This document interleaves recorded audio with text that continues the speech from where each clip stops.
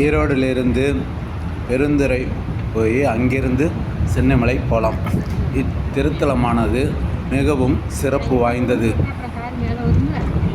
1350 படிகள் கொண்ட இத்திருத்தலம் மிகவும் சிறப்பு வாய்ந்தது. முருகன் வள்ளி தெய்வம் அழகாக காட்சியளிக்கும் இத்தலம் மிகவும் சிறப்பு வாய்ந்தது. இத்திருத்தலத்தில் பசுக்கன்று தினமும் காலை முருகனுக்கு அபிஷேக தீர்த்தம் எடுத்து செல்லுமாம். இத்திருத்தலமானது மிகவும் சிறப்பு வாய்ந்தது. இத்திருத்தலத்திலிருந்து சென்னிமலையின் முழு சரௌண்டிங்கும் பார்க்கலாம். அவ்வளோ அருமையாக இருக்கும். மிகவும் அருமையான வியூ பாயிண்ட். இத்திருத்தலத்தில் வேண்டினால் முழு பலனும் அடையலாம். நடைபாதை பார்க்குற விதமாக பார்த்தாச்சு. மிகவும் சிறப்பு வாய்ந்த தலம். இத்திருத்தலமானது படிகள் வழியாகவும் இன்னொன்று பஸ்ஸு கார் வழியாகவும் செல்லலாம். மிகவும் அருமையான மலை பாதை கொண்டது. சாமி சன்னதித்தை எடுக்காதீங்க. மொத்தம் 9 பெண்டுகளை உடைய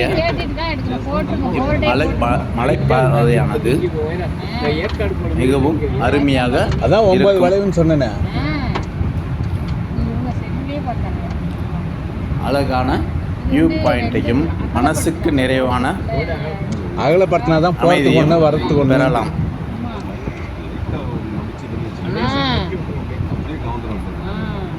மகிழ்ச்சியும் சந்தோஷம் கூடிய இத்திருத்தலமானது மிகவும் சிறப்பு வாய்ந்தது. முருக பக்தர்கள் அனைவரும் திருத்தலத்தை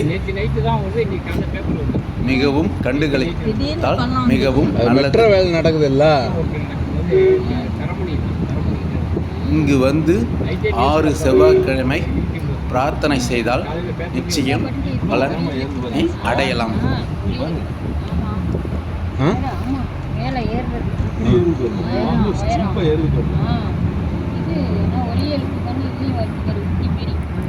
எனது சப்ஸ்கிரைபர்களுக்கும் லைக் பண்ணுறவர்களுக்கும் இந்த வீடியோவை பார்க்கும் அனைத்து நண்பர்களுக்கும் நம்பிகளுக்கும் நன்றி.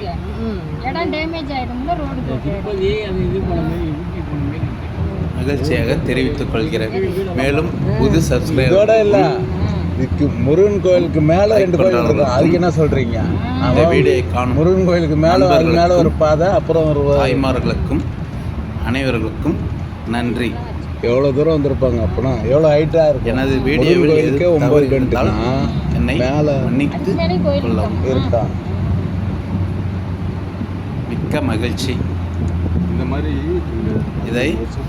இந்த திருத்தலத்தை அனைவரும்